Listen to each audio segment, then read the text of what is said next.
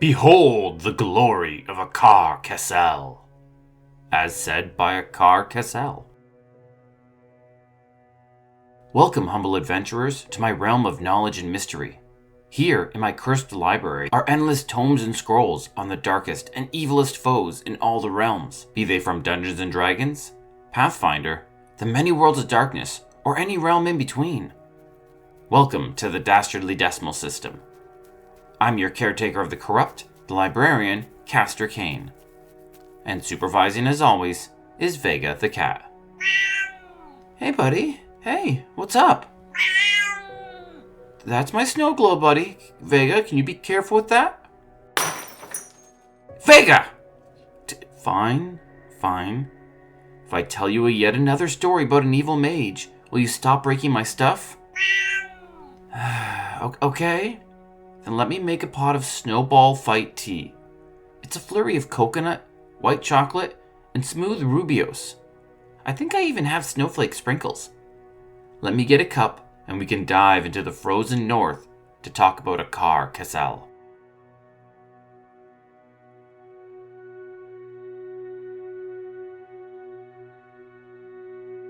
Akar Kessel was a frail and unremarkable human man. He had a feeble body, lacking both stamina and strength. When he became a warlord, he was dressed in vibrant green, outlandish robes that seemed to be totally out of place for the frozen north.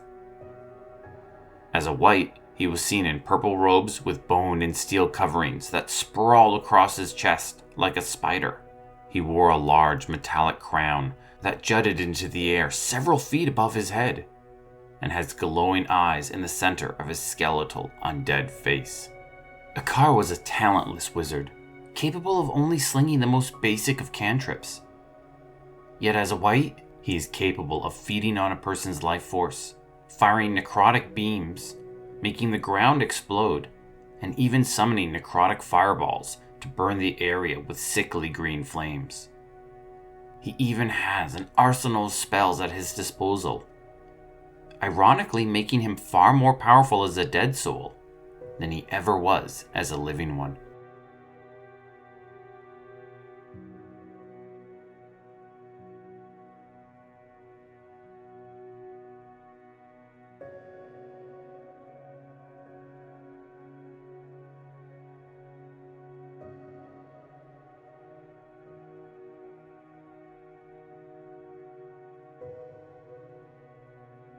In the city of Luskan, where politics is held by pirates in one hand and the evil arcane brotherhood in the other, there existed a mage named Mordecai the Red. He was a guardian of the North Tower, one that belonged to the host tower of the arcane. He was a powerful wizard with sinister spells, yet this story isn't about him. This story is about his apprentice. Akar Kessel was a terrible apprentice. He was referred to as a young, talentless, and a pathetic apprentice wizard. He was raised by Mordecai, becoming the closest thing to a father that Akar ever had. Yet despite that tutelage, the Arcane Brotherhood was a dark and toxic environment. Everybody longed for power, position, and riches. Akar was no different. He was a greedy man who thought that he deserved better than his current lot in life. In his mind, he deserved the highest of ranks, the most powerful of magical items, and an army to lead. Dendibar the Motlid saw this weakness within Akar and exploited it. He was a Brotherhood wizard himself, and one who longed for Mordecai's position within the Order. With the promise of riches and power, he convinced Akar to run a blade through his master, killing Mordecai. As a reward for his betrayal, Dendibar taught Akar a valuable lesson. Don't trust anybody. Dendibar knocked him out, teleported him away, and ditched him in the northern snow, leaving him there to die. Guilt assaulted his thoughts. Everybody terrorized him. He He was bullied by younger apprentices, assaulted by older mages, and beaten by anyone more powerful than him in the Brotherhood, which was everybody. The only person who gave him respect, who showed him kindness, was Mordecai. And he had just killed him for greed. He had just killed the closest thing he had to a father for a failed promise. Consumed by depression, darkness, and guilt, Akar mindlessly walked through the snow, unsure of where he was heading, and only expecting to die. That's when it found him. The Crystal Shard.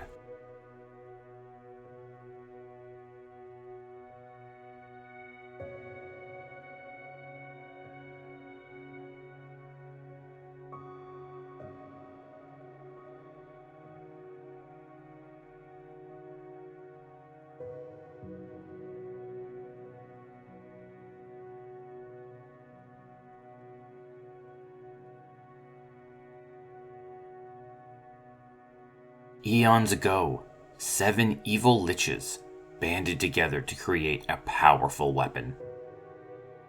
It would be their greatest tool in their destructive campaign. They made the shard powered by the sun, the bringer of all life. Life would fuel the death of millions. The irony was delicious. Yet when the shard was complete, the magic proved to be too great. It let loose a burst of solar energy that obliterated the 7 liches. The shard, however, absorbed the souls of all 7 of the undead wizards, a move that began its corruption. This was the power of the Crescinabon. The Crescinabon was a sentient artifact that would find weak-willed hosts, lure them in with the promises of power, and use them to gain more power of its own. The crystal shard had passed through the ages, finding one host or another to manipulate, until it was flung into the spine of the world. There, in the frozen north, it had several hosts until it found Akar Kessel. The mage had found the artifact buried in the snow, stumbling across it purely by accident. Kessel immediately saw its power and its potential. Kessel looked up and thanked his lucky stars. With it, Kessel could have the power he wanted and the revenge he now desired. In truth, though, this was no accident. The shard had sensed him near and lured him close. The crystal shard easily dominated Akar's mind and began its rise to power. It implanted thoughts into Akar's mind, goals that Akar thought to be his own. Akar wanted to be a powerful warlord, one who could control entire cities. But in order to do that, he had to start small. He had to conquer 10 towns.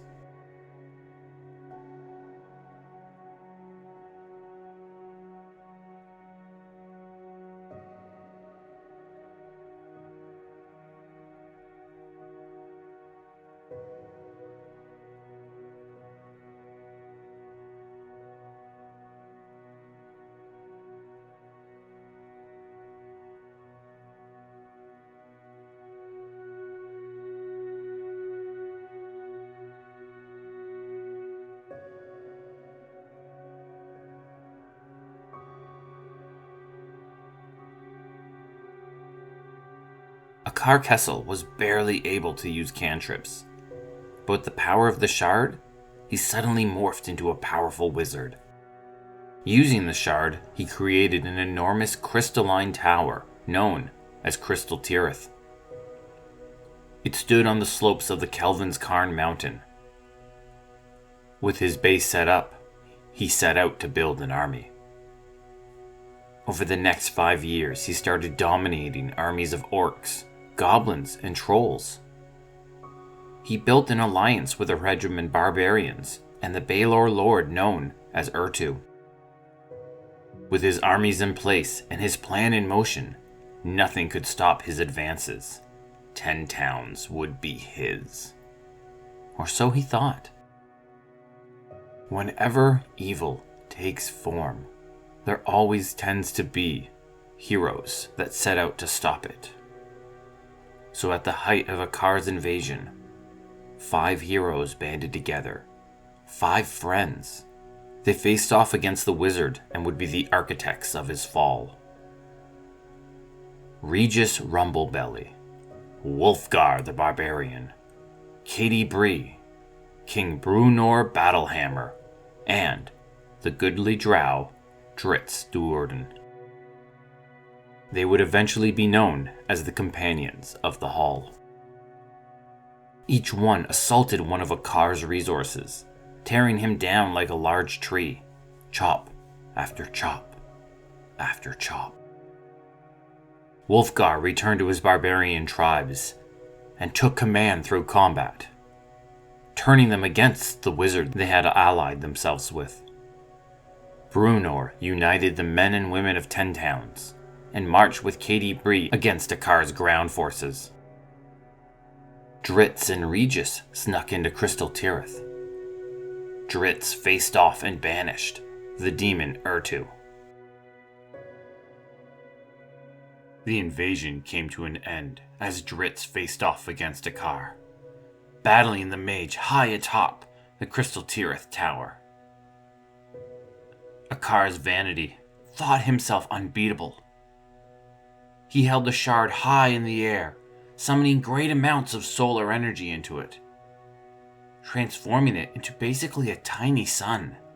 It was a powerful spell, but one that melted the crystalline tower, causing it to break and collapse underneath his feet, and dropping Akar to his doom.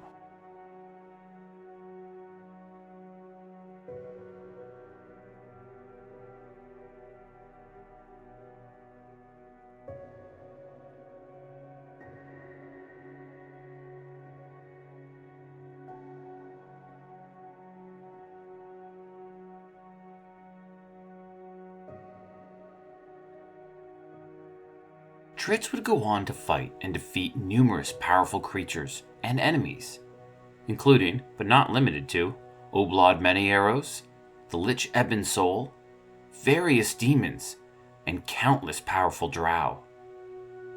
Akar Kessel was but a footnote in the history of Dritz. In the 129 years since his death, few cared about Akar ever again. Fewer still even remembered who he was.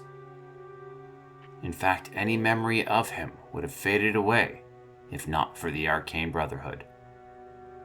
The Brotherhood sent a party to look for his corpse. Why now? I don't know. I assume that the Brotherhood have been looking for his corpse the entire time, but have had over a century of no luck. Until now, almost a century and a half later, and they finally found him. Yet instead of his corpse, the Brotherhood found a wight. The mage was now an undead soul, but how had he gotten that way? Shortly after the fall of Crystal Tirith, a group of mages that worship the Crescenabon, the Order of the Light, found his body and transformed him into an undead being. One who ironically had more magic than he ever did as a living soul. When the remnants of his army marched upon Icedwind Dale, he joined them until he was bested once again by the Companions of the Hall. Weakened, his ghostly form returned to the place of his death. He returned to Kelvin's Cairn. Now freed from his resting place, and his ghostly form refilled with necrotic energy, Akar was desperate to reunite with the Crescenabon, but it had been destroyed years prior. Instead, he was drawn to any remnant of the artifact. He led the Brotherhood to the site of his former tower. When his Crystal Tirith was destroyed, crystal turned to dust, and that dust fused with the ice of the north. This created black ice. While connected to the former shard, it possessed none of its intelligence. It did, however, have the ability to taint the mind of those who touched it. Now, for a sadistic glee, Akar has convinced a blacksmith to make weapons out of black ice.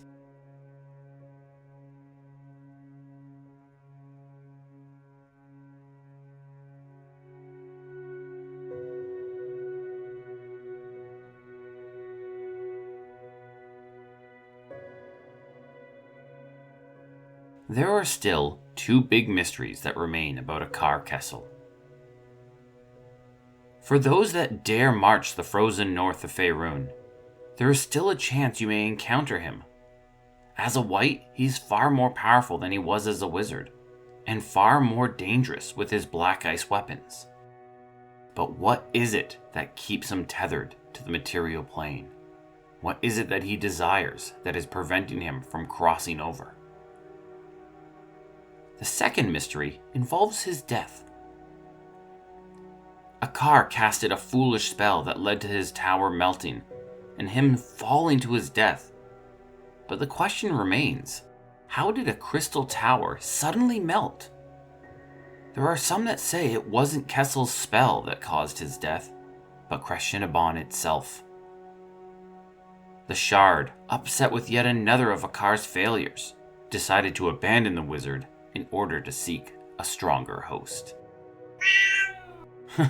You're right, Vega. It is ironic. Being too weak is what drew him and the Shard together, but it is also what caused him to fall hundreds of feet to his death on an icy mountain. In my younger days, when I was hungry for knowledge and power, perhaps I too would have been drawn to the Shard like Akar was. But now, as a wiser adult, I would never accept such a deal. I have learned that there are far more important things in life than power.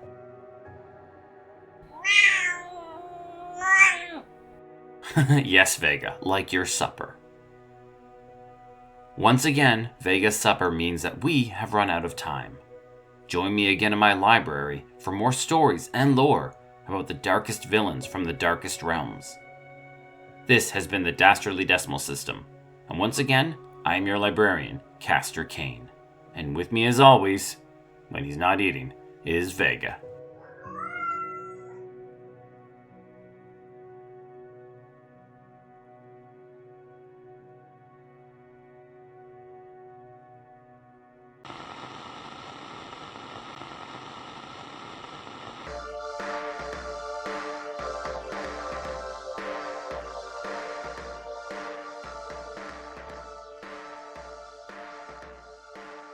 Do you love the Dastardly Decimal System and want to support us? Check out our new Patreon.